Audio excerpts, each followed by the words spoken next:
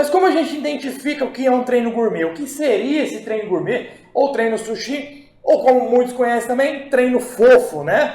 Bom, se baseia principalmente nessas características. Uso excessivo de técnicas avançadas. Por que o treino gourmet, sushi ou treino fofo teria o uso excessivo de técnicas avançadas?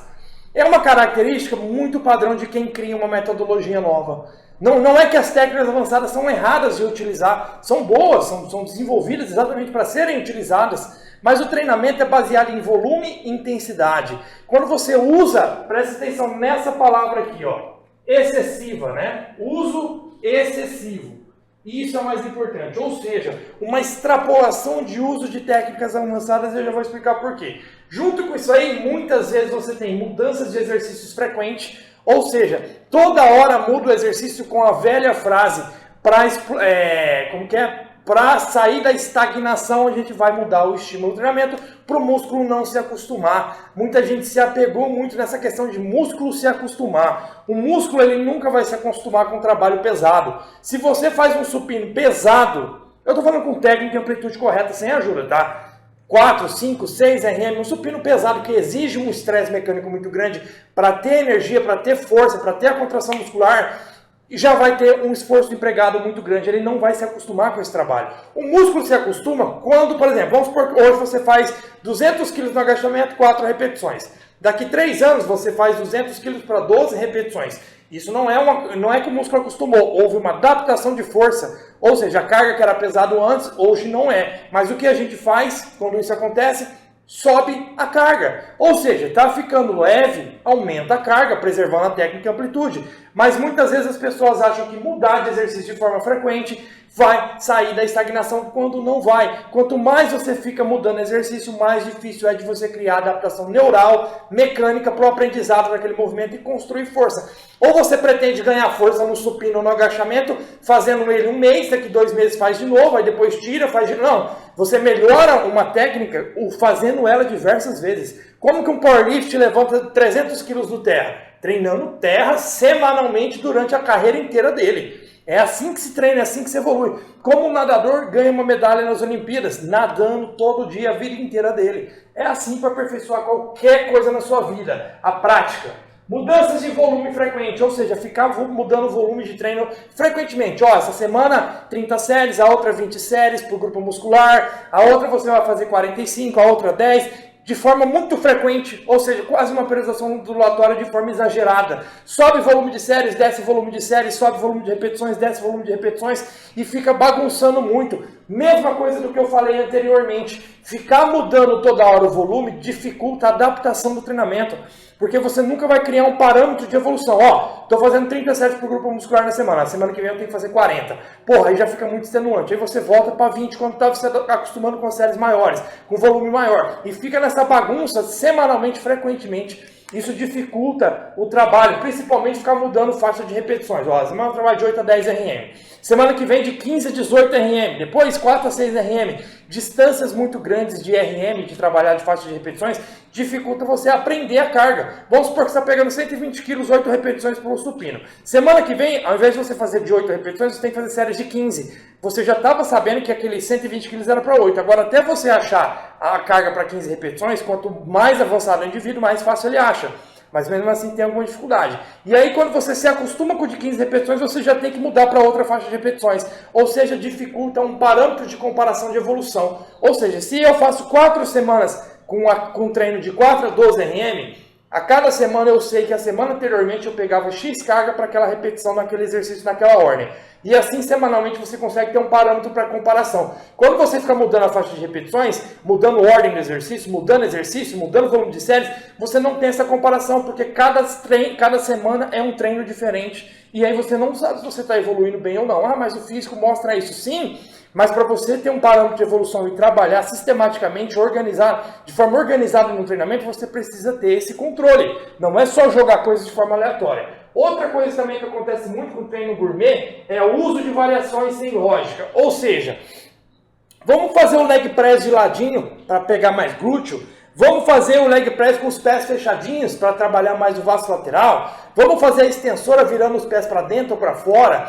Vamos fazer tal exercício, a máquina é feita para esse jeito, mas vamos fazer assim, assado? Todas essas variações são coisas, produtos da imaginação de alguém, que não funciona. Sabe por que não funciona? Porque a gente tem que pensar na parte ergométrica, na postura, na ação muscular, na inserção muscular. Se o teu quadríceps ele tem uma inserção aqui, distal, na patela, aqui na articulação do joelho, como que você rotacionar o pé para fora ou para dentro vai ter algum tipo de ação no trabalho do quadríceps? Não vai. Você só muda a ação do músculo caso você mexa na posição articular que aquele músculo está inserido, ou da onde ele tem ou da onde vem a origem dele. Ou seja, se eu quero mexer na ação do quadríceps, eu vou ter que mexer na posição do quadril, na posição da articulação do joelho. Só que a articulação do joelho ela trabalha com extensão e flexão, ela não tem rotação. O quadril já tem uma rotação externa, tem algumas coisas, mas mesmo assim a gente precisa pensar num equilíbrio de trabalho muscular, no movimento, na mecânica, no direcionamento da ação muscular. Isso é muito importante. Então fica, vou fazer o exercício assim porque define esse ladozinho das costas. Não, isso acontece muito. Você tem que variar o ângulo de trabalho? Sim, mas dentro de exercícios básicos, exercícios que funcionam. Tá? Muitas vezes o que os caras fazem? Eles colocam lá um atleta e aí a gente entra nesse próximo ponto, né? Que é o discurso de autoridade. O que é o discurso de autoridade? O cara cria um nome, principalmente no fisiculturismo, onde a maioria do público é leigo, inclusive os treinadores são leigos.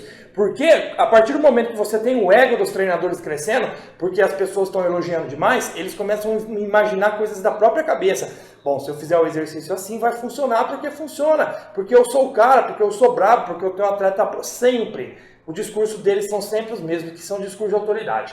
Eles pegam lá um atleta desenvolvido, pegam um cara com muito músculo, seco, e aí eles falam, faz um exercício desse jeito. Aí você fala, olha o músculo dele trabalhando.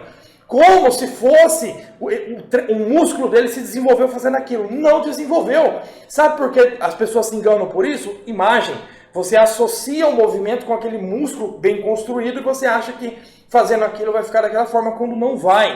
Ele foi construído no treino básico, treinando de forma básica e crescente. Aquela variação inventada, fora de lógica, as pessoas pegam um cara com percentual de gordura de 40%, um obeso iniciante, coloca ele para fazer o exercício e procura um músculo nele. Não vai ter, ele não vai ter um trabalho eficiente. O trabalho mostrado no cara com muito músculo parece legal, porque os músculos, as fibras dele estão contraindo. Por mais que não seja uma contração eficiente e significativa, mas ainda há contração porque o músculo ali está movimentando. Só que para ser mais eficiente tem que fazer o movimento da forma correta. Por exemplo, é muito mais efetivo eu fazer um leg press tradicional com afastamento na largura dos ombros, um pouquinho mais para dentro ou para fora, e trabalhar assim, a carga que você vai mobilizar é grande, a ação do músculo vai estar equilibrada, o quadril numa boa posição e seguro. Essa ação vai ser muito mais construtora do que ficar fazendo de lado, reduzindo carga. Qualquer desvio na ação do músculo ali, articular pode gerar uma lesão. Ou seja, não adianta ficar fazendo discursinho de autoridade, meu atleta fez isso e as costas dele melhorou por causa disso. Não.